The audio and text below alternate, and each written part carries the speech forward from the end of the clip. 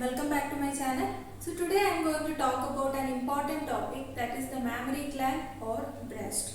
Okay, so I am discussing the topic under following headings, that is first one is the introduction, then the location, extent, deep relation and structure of the breast. So these are the topics which I am going to discuss it today. Okay.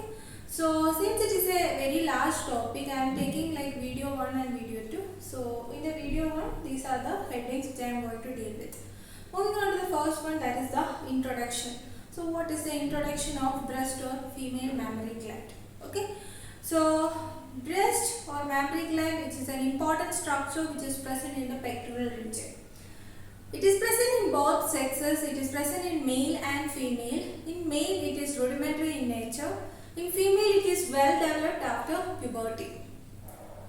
It is considered as a modified sweat gland. It forms an important accessory organ of female reproductive system, and also it nourishes the newborn in the form of milk. Okay, that is about the introduction about breast or mammary gland. Now moving on to the location, that is the situation where does it locate. So it is mainly located in the superficial fascia of the pectoral region. So that is the main location, and it has a part which is called as axillary tail of Spence. We have to see what is this axillary tail of Spence. This is an important Viva question. So this axillary tail of Spence is sometimes a tail-like projection which arises from the upper and outer quadrant of the gland, which enter into the axilla through an opening in the axillary. This projection is called as axillary tail of Spence, through which it enters the axilla. That opening is called as foramen of Langer. This axillary tail of Spence, it comes in contact with the anterior group of axillary lymph nodes in the axilla. When enlarged, it can be mistaken as lipoma. So location, if you see, so the main thing is it is mainly located in the superficial fascia of the pectoral region, and it has a part which is called as axillary tail of Spence. Okay, now moving on to the second one, that is the extent. From where to where it extends. So vertically, if you see, it extending from the second to sixth rib in the mid clavicular line. Horizontally, it extending from the lateral border of the sternum to the mid axillary line up to fourth rib. That is the extension. That is vertically from the second to sixth rib in the mid clavicular line. The extension is from the lateral border of the sternum to the mid axillary line up to fourth rib. That is the extension. Moving on to the next one, that is the deep relations of the mammary gland. So what are the deep relation?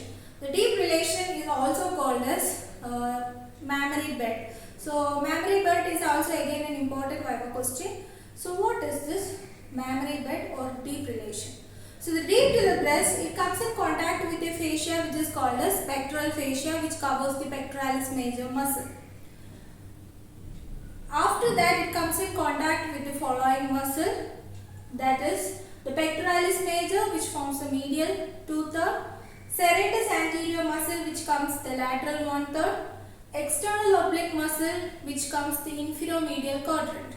This external oblique muscle which separate the breast from the rectus abdominis muscle. So this forming the mammary bed.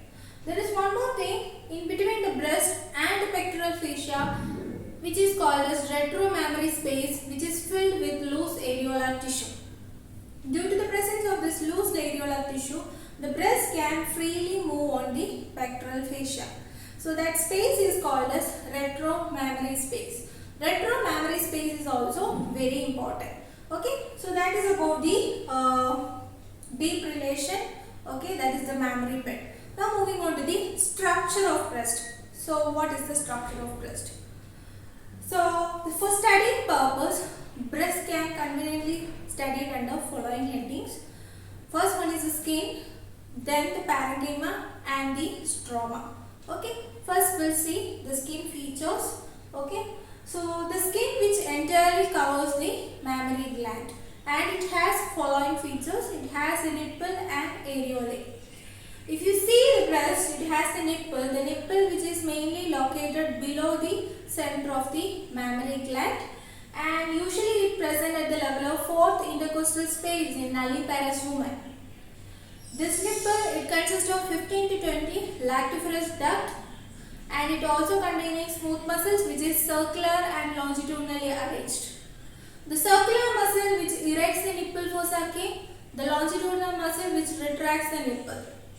It also have rich nerve supply and it has sensory receptors for suckling reflex. So these are the features which is coming in the nipple. Now moving on to the next feature in the skin, that is called as the areolae. Areolae is a dark pigmented circular area which you can see around the base of the nipple. This areola mainly consists of modified sebaceous gland, especially it is present in the outer margin. This modified sebaceous gland is also known as tubercles of Montgomery, and this tubercles of Montgomery is enlarged during pregnancy and lactation. This tubercles of Montgomery is also important viva question, and as I mentioned, it enlarged during pregnancy and lactation. It produces or it secretes an oily secretion which lubricates the nipple and areolae and prevents from cracking during lactation. Okay, and along with that, it's not only containing more sebaceous gland, it also containing large amount of sweat glands and accessory mammary gland.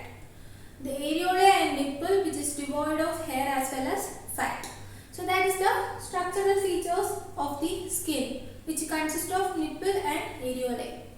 The second one after skin, that is the parenchyma. Parenchyma means it includes the glandular tissue which mainly secretes the milk. Okay, and this parenchyma, it consists of 15 to 20 pyramidal lobes. You can see in the diagram, it consists of 15 to 20 pyramidal lobes, and that pyramidal lobe that converges towards the areolae. Each lobe consists of a cluster of and it is drained by a single lactiferous duct. Nearby the areolae, this lactiferous ducts dilated to form a sinus that is called as lactiferous sinus, which acts as the reservoir of milk.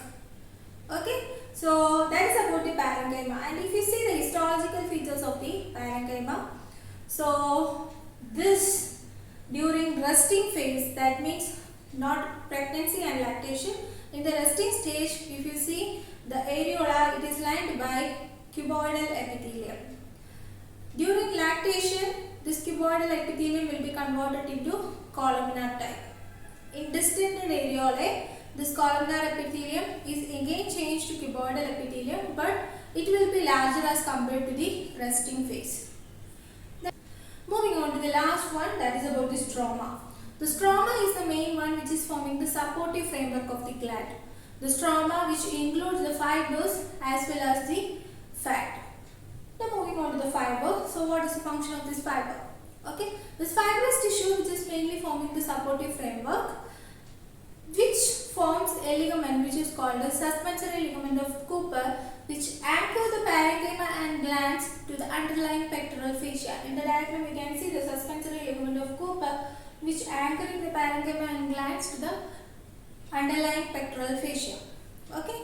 Now moving on to the fatty tissue. The fatty tissue is mainly forming the main bulk of the gland, but this is devoid in the area of nipple and areolae. So that is about the video 1, that is including the introduction, the location, extent, deep relation and structure of the mammary gland. So in the video 2, I am going to talk about the blood supply, lymphatic drainage, nerve supply and clinical aspects comes in relation with the mammary gland. So that's all about today's video, and thank you so much.